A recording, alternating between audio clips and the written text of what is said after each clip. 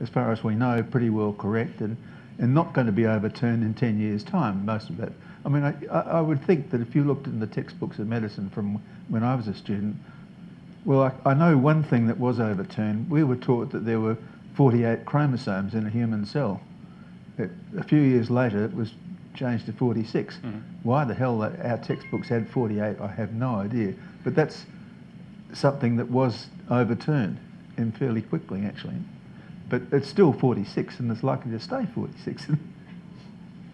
And I mean, I don't necessarily agree. I don't know what a lot of those facts you were talking about that are overturned every 10 years or 15 years that you were talking about, because I don't think medicine, it changes and there's more detail that comes out in all the journals, more and more stuff, and I don't know how much of it our students can absorb, because actually these days there's so much material. We spent 2 years doing pathology. Now they have so much stuff to learn, they squash it down into 1 year. Mm-hmm. We spent 2 years learning anatomy. Now they hardly learn any anatomy.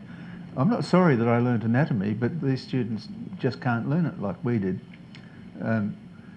Things have changed because there's so much more detail that they've got to learn that they can't learn some of the other things, and it's apparently no longer important to know anatomy. But even anatomy is a live discipline. It seems that there has been discovered a new ligament a few months ago. Yeah. And the ligament was there.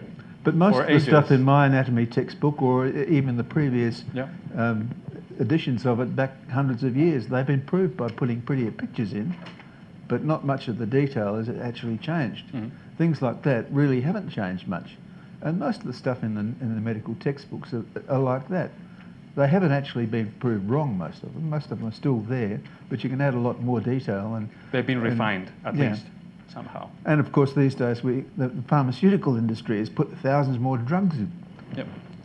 So you have a textbook this big, pharmaceutical textbook. Yeah. It was about that thick when I was a student, and you could learn it all without any trouble. Now, God knows what these students do. Yeah. You can tell these guys, the poor guys that are studying all the day. Yeah. Yeah.